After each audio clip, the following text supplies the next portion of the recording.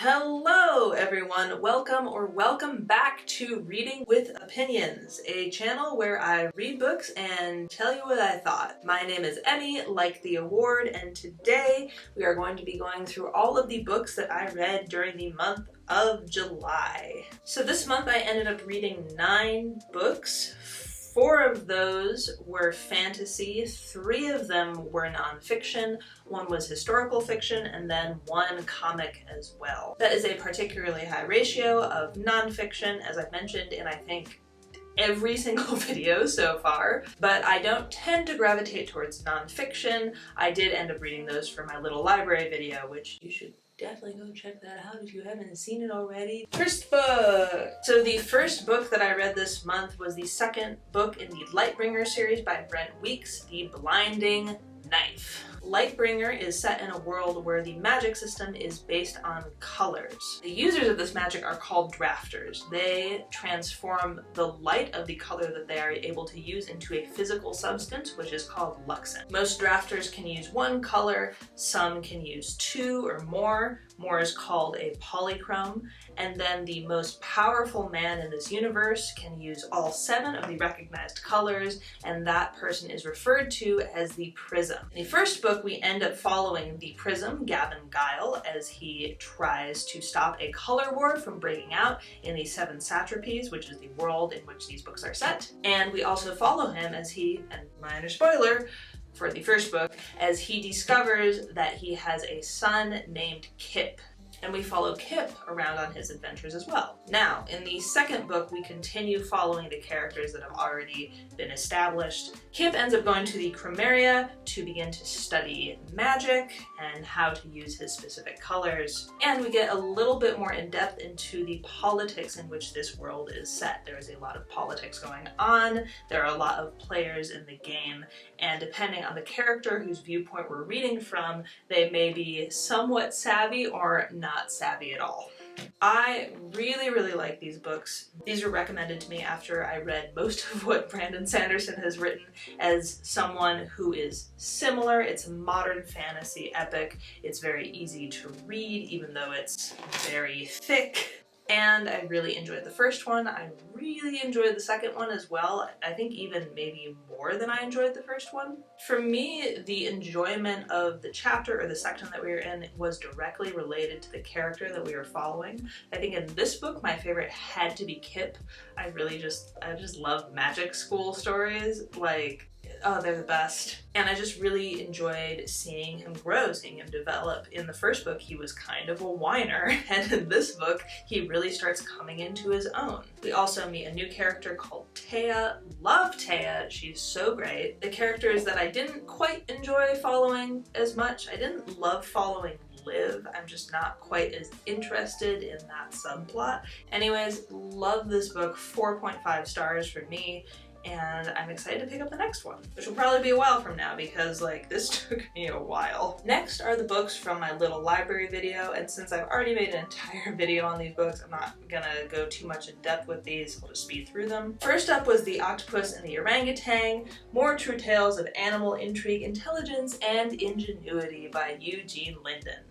If you've seen my other video, you know I did not like this book. To briefly summarize, it was not well researched. The sources were not cited, it was extremely dry, and there was a little bit of racist bullshit. One thing that I did want to touch on from the little library video that I don't think I made quite clear is that Eugene Linden is a journalist, which is why I was so harsh in comparing him to one of the other authors that I read for that video. To me, there is no excuse for not citing your sources if you are reading a nonfiction book, but there is especially no excuse if you are a journalist. You should know how important that is. Yep, not gonna dunk on this book anymore. Did not enjoy it, do not recommend.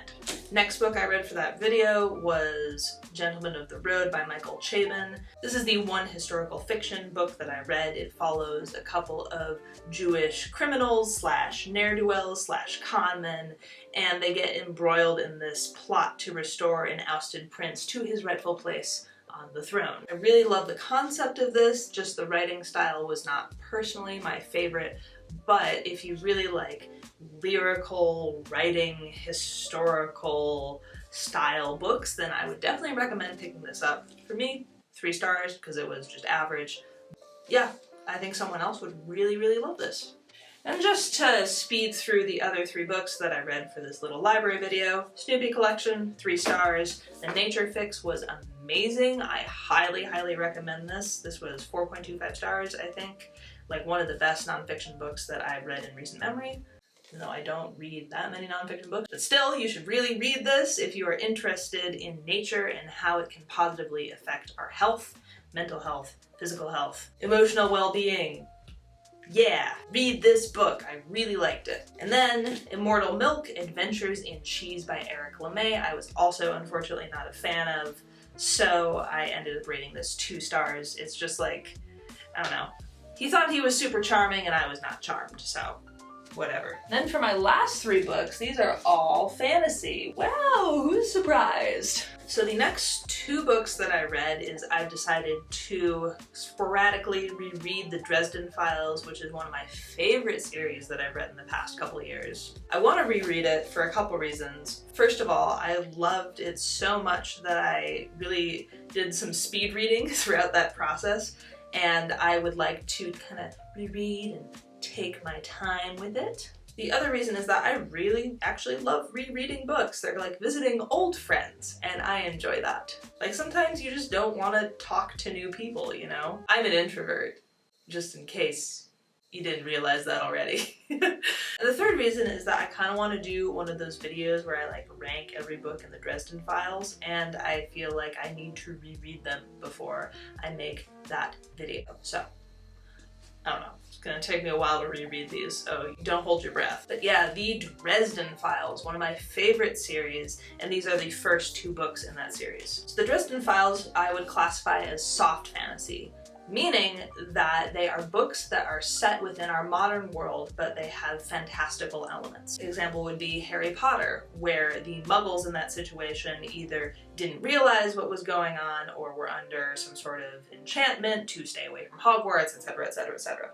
In this case, for the most part, the magic is pretty blatant, and a lot of times the fantastical world relies on modern humans not seeing what is right in front of their faces or not wanting to believe in the supernatural in order to keep hidden. Our hero, Harry Dresden, actually advertises himself in the literal phone book as a wizard, and people don't believe him. He tells them straight to their face, I am a wizard, yes I do magic. Oh, you don't believe me? Well, shocking. One of his main income sources is working with the Chicago Police Department, and even though he works with them on these special investigations where there's no logical explanation, most of the unit thinks he's a total kook and won't believe anything that he has to say. So the Dresden Files has 17 books now at this point, as well as 2 short story collections, and I would really classify the first 6 books as almost a prologue to the rest of the series. I realize that might turn some people off of the series, so they're like, why should I wait for 6 books to get to the good part? But in those 6 books, we're really developing Harry himself as a character, we're developing the world, we're developing the magic system, we're developing who knows what, all of these main characters, and there are a lot of characters in the Dresden Files, and they all come back usually. So in the first book, we obviously meet Harry Dresden.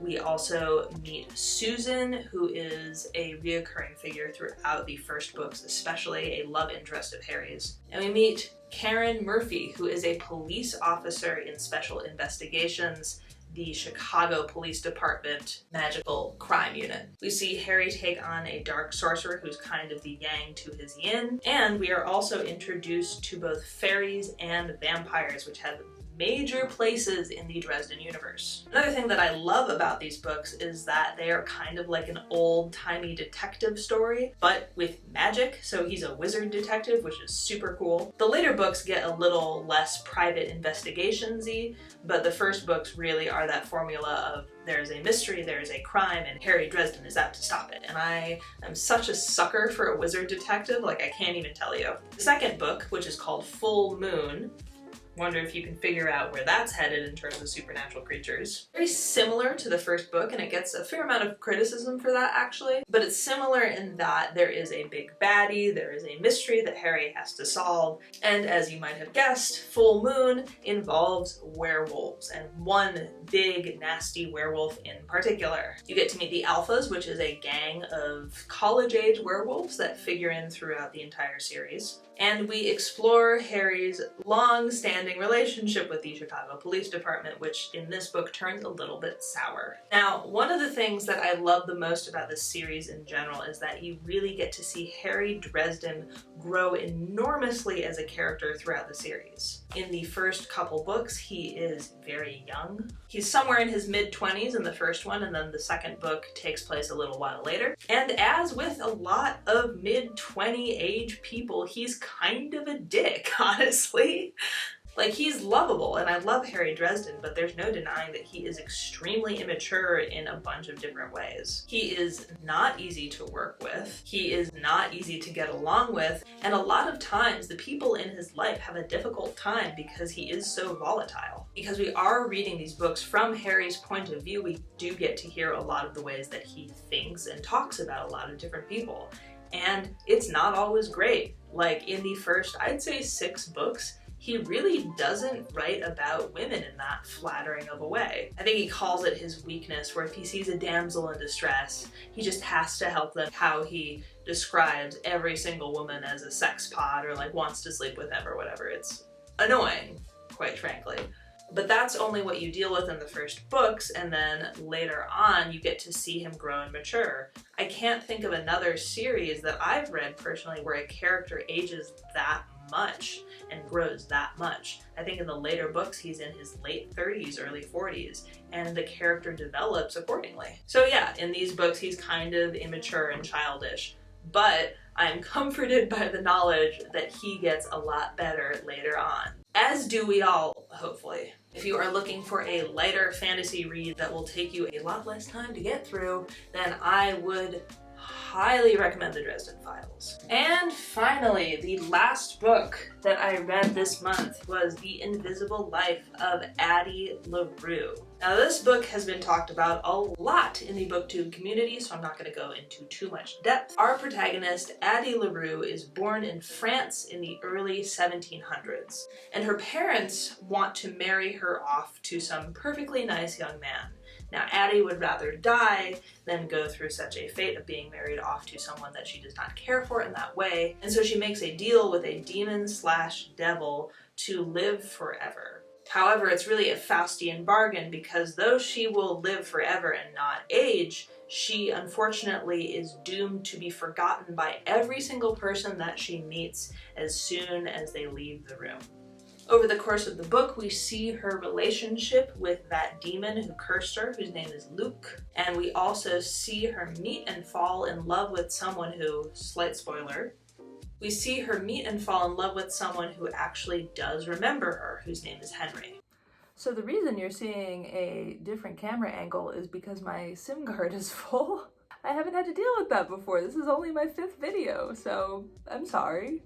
We're just gonna have a different camera angle for the rest of it. Also, in this family, we only have one SIM card adapter to put footage on a computer, and yeah, Patrick has it, and he's out of the house. So we're gonna do this together. We're gonna do this as a family, and then we'll never talk about this again. So with this book, I feel like I honestly read it at the best time where I would have the best enjoyment of it, because I read it in the middle of these 2 books.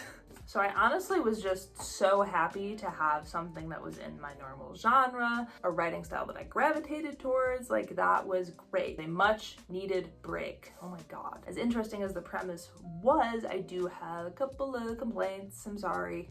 Probably my main complaint is that I just don't think that Addie LaRue, the main character, is all that interesting, unfortunately. I know that her curse makes it difficult to hold on to possessions, it makes it difficult to have any sort of legacy whatsoever, but I wish that she had just been like a little bit more interesting, I'm sorry. In the first 100 pages, like, I get that, we're seeing her struggle, we're seeing how difficult it is, but I just needed her to have like more of a hobby or whatever. Like, I get that her hobby is influencing artists around her and inspiring them in that way, but I needed more from her. Like, that really is her existence, is consuming other people's stories and trying to influence artists, and it gets a little boring after 400 pages.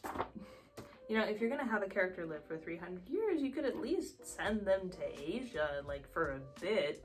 I think she could have done a little bit more. Like, it would have been really cool to see her be around for different historical events. Hi, are you coming up?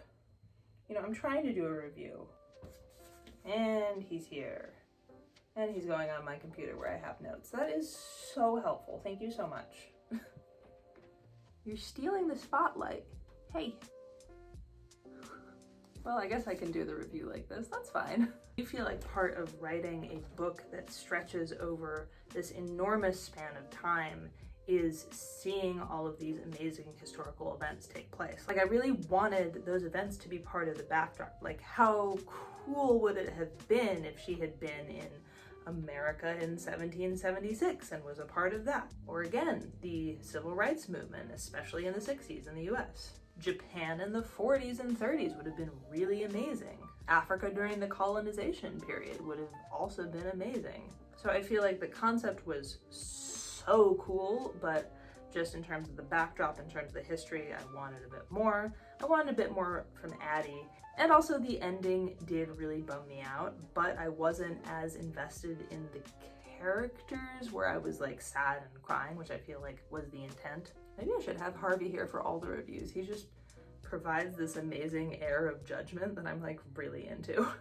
Overall, I think my review is gonna be like 3.5 stars, which I think after I read this, I would have said it was like a solid 4 stars, and I'm gonna knock it down a little bit in retrospect. But again, I think my initial impression was very colored by, what is it? My initial impression was very colored by the books that I read immediately previous to this one. So overall, guys, not a great reading month for me. Hopefully yours was better. But that was my July wrap-up. I hope you enjoyed it. If you want to hear more from me, make sure you hit that subscribe button. And I will see you guys in the next video. Well, I guess you'll see me. I won't see you. So. It's a really one-sided relationship if you think about it. Okay, bye! Say bye, Harvey. He says bye.